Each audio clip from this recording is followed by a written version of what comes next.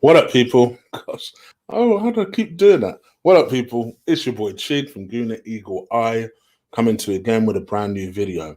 This time, it is Eagle Eye, the transfer rumor show. Britain's gone, working too hard. Eagle Eye, the transfer rumor show, where I talk to you about rumors and news surrounding the Arsenal. Members. Got some quick news for you. Cooking with Chig commences this weekend. You're going to get a few episodes of that because people keep asking me.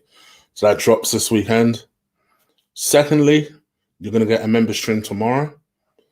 Thirdly, you're going to get a surprise member stream at some point between now and Monday, because I know I owe you guys one from last week. So make sure, if you're not a member, become a member. And I'm hoping, fingers crossed, my gym vlogs will start next week. So it's all happening for my members. So keep an eye on that. Stuff is coming thick and fast for the members over the next week or so. So make sure you keep an eye out. And I owe you guys a Chig Knows Best. I'm still aware I owe you guys that. So just watch. It will come thick and fast. All right. Let's get on with the show. Let's talk about Mr. Jack Grealish. Now, because I'm going to butcher his name, not Jack's, I'm going to show you whose name I'm going to butcher. I figure, let me just bring up the source of where I got the story from. Bear with me, because I should have been nice and prepared for this, and I wasn't, because I'm an idiot. You know what? I'll just bring up the article. It'll be easier to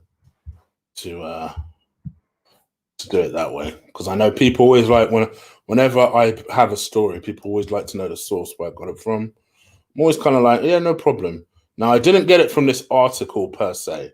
I actually got it from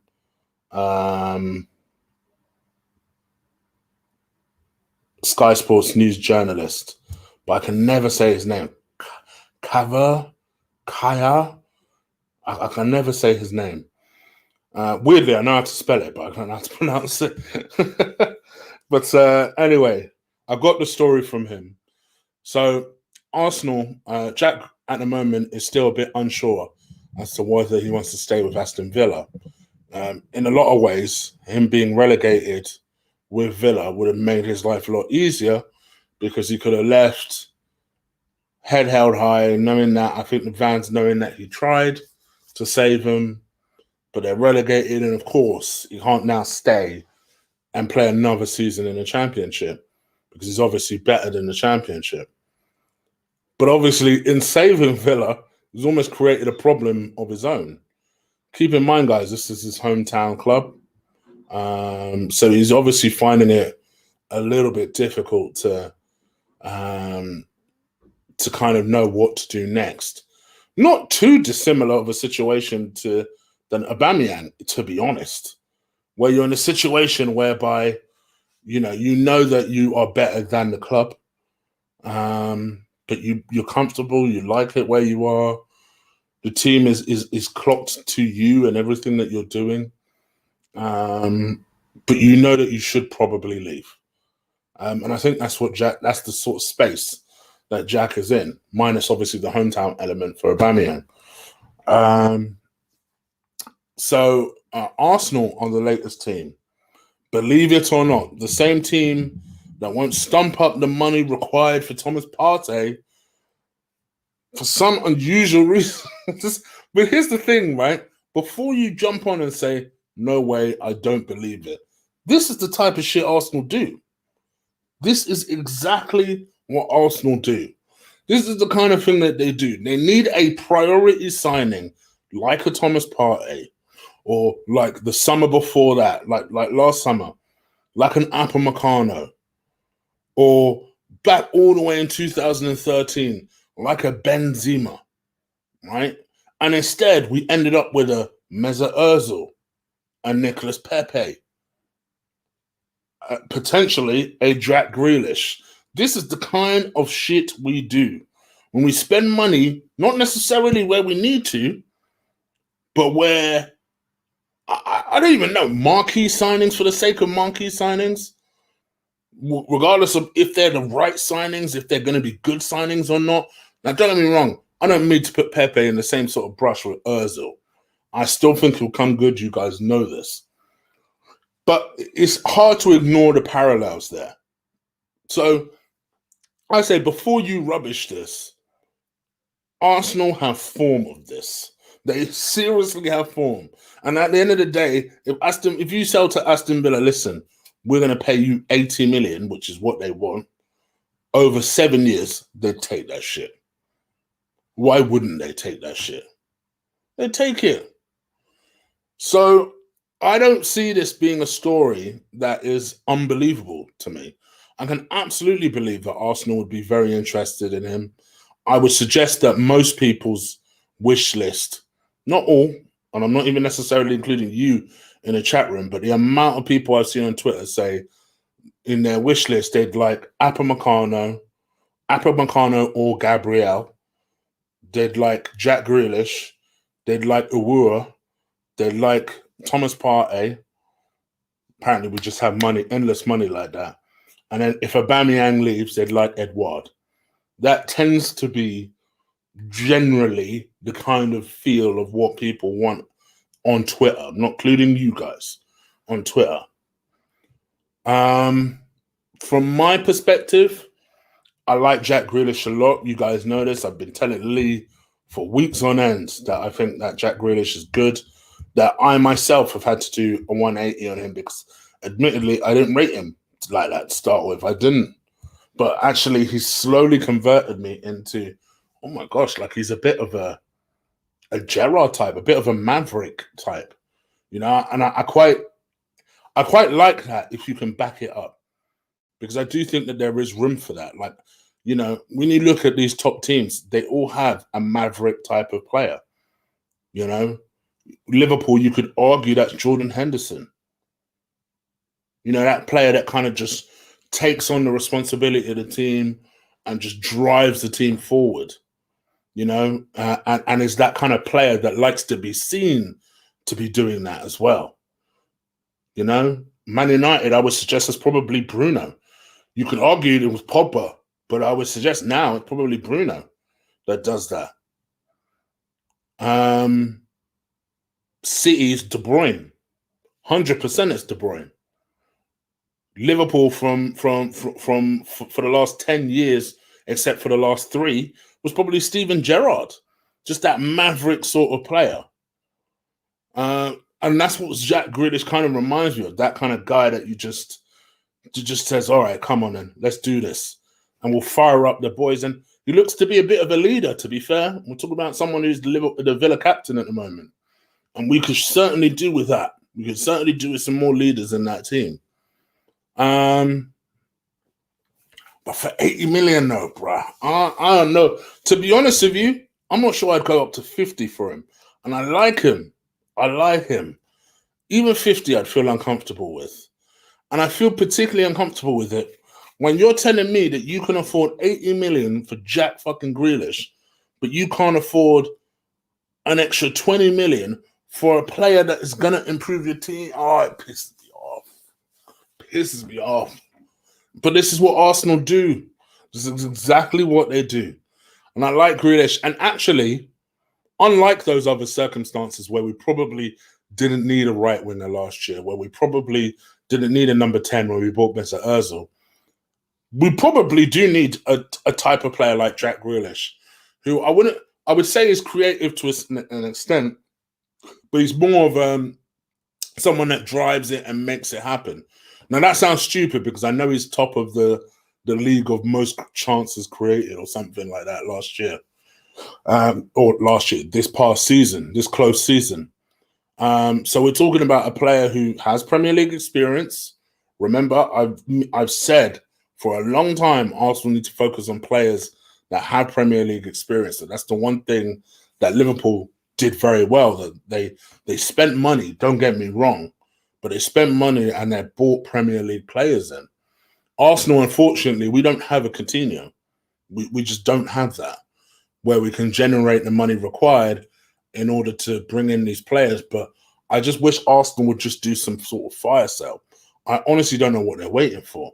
You know, you have a frank conversation with the likes of Socrates, with Mustafi and whoever it is else you want to sign. Me personally, you guys know I'd sell most of the squad. And I'd have a frank conversation. I say, listen, I need you to look for somewhere else. That's the only thing that might make me consider selling Ainsley Maitland-Niles is I know he'd bring in cash. He's got 3 years left on his contract. I'd personally err towards keeping him because I think he's one of the better players, and I don't think you want to lose your better players. But I can understand the argument of selling him. I would sell Holding for the same reason. He's English, and I think he'll bring in money. Just straight up, it is what it is. There's an English premium when it comes to these sales. Get as much money as you possibly can for them. There's just not enough hustle for me when it comes to Arsenal and this situation. So if you're not going to hustle, then Stan, I need you to open your money and your wallet up. Either that, or you need to get your people in order so they can start hustling and selling some of these players.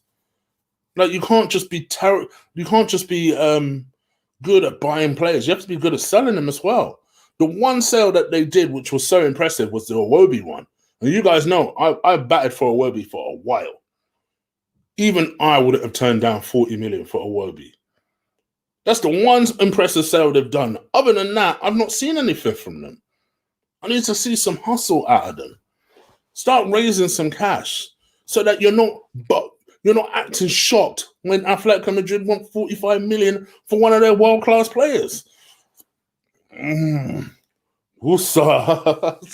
going into a rant, because you guys know how much I want Partey.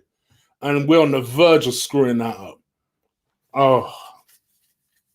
Anyway, it is what it is. I digress. Jack Grealish, would I welcome him to the club? Absolutely. I think that he is someone who I think someone that would add a lot to the team, potentially, especially if you play him as a number 10.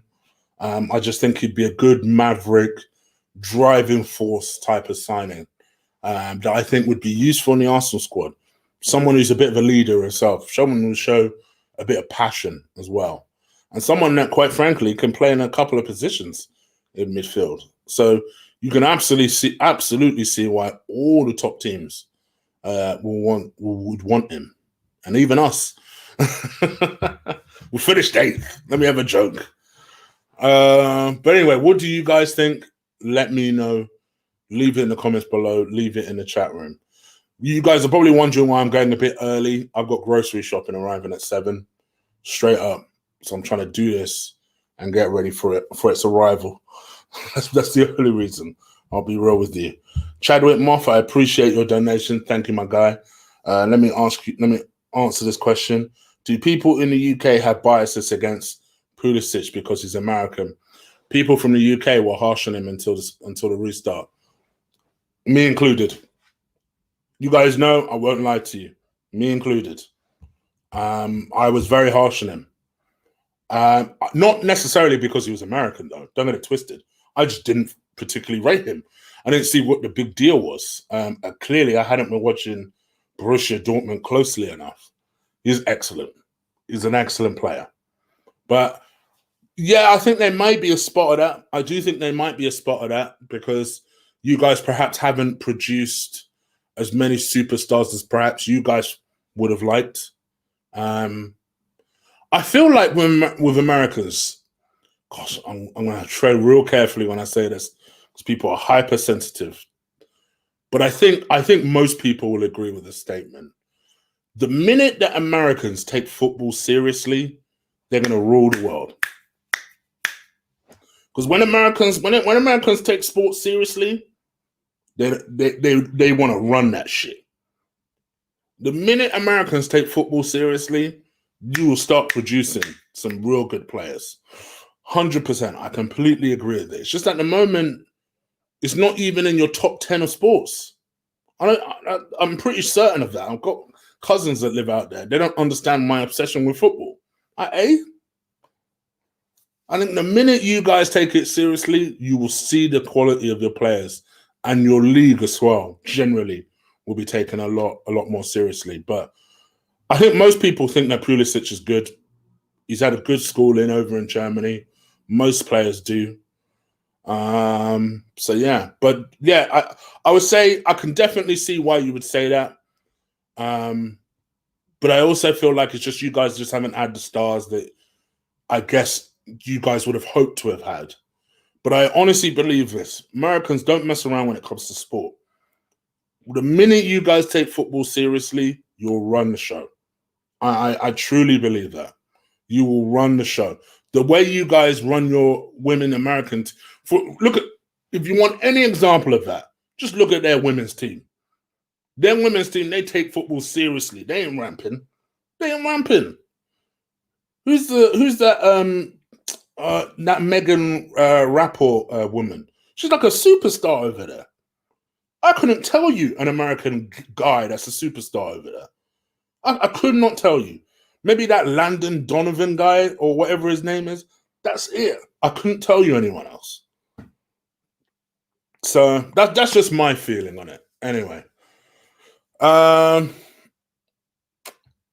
anyway, you guys got me completely digressed. Now we're on a different subject altogether. But thank you for your donation, my guy. Appreciate it. Right, let's talk about our second story, and that is let me try not to butcher his name because I will be an idiot if I butcher his name, and you guys will completely laugh. Sorry, I'm seeing all kinds of stories distract me at the moment. Right, so let's talk about this story. I know you guys be wanting to hear me talk about it. Amadou Diawara, the Thomas Partey alternative. He is the defensive midfielder that plays for Roma, 24 years old. And to be honest, he's a good player. He's not a Thomas Partey. He's not an Ndidi. He's not, in my opinion, a Sangara. I'll come back to that in a second. But actually, I think he's a good player. I think he's useful. I think his attribute, in my opinion, is his passing. He seems to be very, very good at passing. I'm not going to act like I know Bible and verse about this guy, but I have seen him play on a couple of occasions, which is interesting because he doesn't have to play that much. I think he's only played like 24 times this season. But he's a sharp passer, anchors himself very well, like always plays at the base of the team. Doesn't necessarily, positionally, he's very disciplined from what I can tell in his movement and the way he rolls. He's a good tackler, decent pace, but defensive midfielder, I don't think it's that key that you have great pace. It's more about reading of the game and understanding the game and positioning yourself in the correct place. So yeah, he's a good player, but he's hella short. Well, I won't say hella short. He's about 5'10", 5'11", more closer to 5'10". So for me, I wouldn't mind him and Partey, but if this is the Partey alternative, the way it's widely being reported, in my opinion, no thank you. He'll be cheaper than Partey. He's available for £34 million. But this is a guy that's had a lot of injuries and some funky injuries at that. That's really cost him, which is why he's not made that many appearances. For me, this would be a good replacement potentially for Torreira. It's very much like for like, but actually I think this guy has the potential to be better. So if Torreira wanted to go to Roma, for example, you could just do a nice, easy swap. That seems to be a real easy solution, that one. But I think Torreira still has his heart set on AC Milan. Yeah, it seems like a decent player, but you guys can imagine what I thought. It's just like, I'll be honest with you. Straight up, no offense to this Diawara guy, my entire hope is that this is just Arsenal posturing, bluffing, seeing what Atletico Madrid will do. And then once Arsenal realise that fuck all will happen and Atletico Madrid won't blink, then they will begrudgingly pull out the missing 20 million. Because to be honest, and this is the one thing that's given me a bit of hope, the Kieran Tierney negotiations started in a very similar place. You know, from the get-go, Celtic said 25 million, and it's yours. From the absolute get-go. So what did Arsenal do? They started off with 15 fucking million. Then it went up to 17 million. Then they decided they were going to pull out and they were going to target, I think it was Tagliafico, and I think they were linked with another left back, and I can't remember for the life of me who it was. And in my mind, I just thought to myself, Arsenal, you better not fuck this up, because you can't be asked to pay another 8 million. And then they were posturing, and then they eventually came back to the table. Because all the while, it was very telling that you didn't hear Tierney say, I have no interest in moving to Arsenal. It was very telling. So I think Arsenal thought that that would go to their favour, and it didn't. And eventually, final day, we managed to get the deal over the line because Arsenal decided, well, we'll just pay the money then. So that's what I'm praying. I'm silently trying to be in hope that this is just Arsenal just doing an Arsenal. They're just doing an Arsenal. Let the shit play out. Hopefully, you know, they'll get their player, they'll get their man, and it'll be all good. No, it's not an Asda delivery, Archie. Wrong supermarket.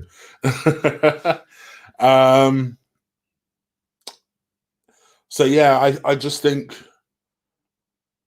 I'm, you know, there's no, put it this way, from my understanding and all my research heading into the show, there doesn't seem to be anything that says that Arsenal have completely pulled away from this deal. They're just, at the moment, what they've said to Atletico Madrid is that they won't pay the full fee. Atletico Madrid, there's no story that says that Atletico Madrid have pulled out. There's no story that says that Arsenal have pulled out. That's just the last word that's been had on it so far. And then, of course, we now have this. What do you guys think? Let me know. Do you think I'm right? Do you think that this is just Arsenal doing what they do and is using this particularly Amadou signing as a bit of posturing? Let me know. What do you think? Because I find it interesting that if they were really about this life, then what happened to the Porto captain that we were linked with last week? So something feels a bit off there. So I don't know. But like I said, what do you guys think? Let me know. Leave it in the comments below. There's also lots of rumours that Arsenal are edging ever so closer to agreeing a 1 year further loan deal for Dani Ceballos. So it'll be interesting to see what you guys think, if that would be something that you'd be particularly interested in. Or having said that, now I'm reading a deal that Arsenal are in pole position, but the player prefers a return to Real Betis. So we'll see what happens. I sense with Ceballos, it's about any team that makes him feel like he wants to. Like, I think he wants to go to a team that makes him feel like he's part of the squad and that he really wants to be at. Because obviously Zidane doesn't rate him and doesn't want him. And Arsenal have been umming and ahhing about this deal all summer. So from his perspective, he's probably thinking, listen, I just want to go to someone that actually wants me and that's prepared to build a team around me. So in certain ways, I can understand. In other ways, I just think to myself, man, you are just flirting with anyone that would be interested, aren't you? But what do you guys think? Once again, leave it in the comments. Let me know. All right. Keep looking out the window just in case these guys' delivery van suddenly appears outside. So bear with me. I'm going to talk about one further story before I get ready. Let me just see.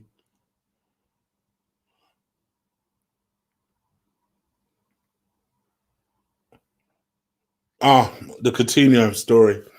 So yeah, Phil Coutinho looks like he potentially might be headed towards Arsenal.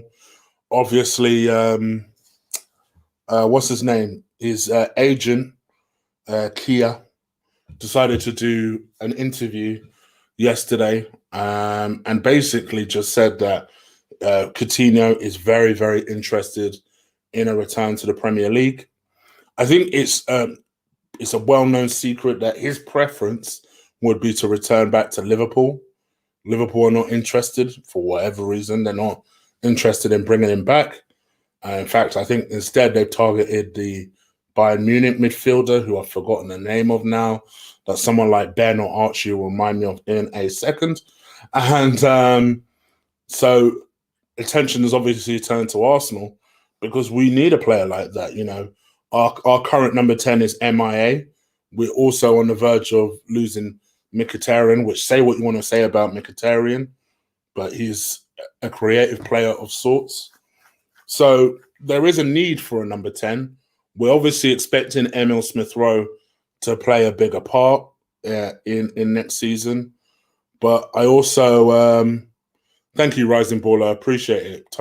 Tiago, who's who I was talking about. Thank you. So, yeah, we're also expecting, we're not expecting Emil Smith-Rowe to carry the full slack of being a number 10. I think the plan also really was to get that Ajax player that ended up staying with Ajax as well. So it's kind of thrown everything a little bit up for a loop. Hence why we're now being linked with Jack Grealish, trying to open our options up as much as possible in case Coutinho says no, for example. What do you guys think, I guess, is my question. Let me know. Leave it in the comments below. All right. I'm going to head up out of here. I told you it was going to be a very quick show today.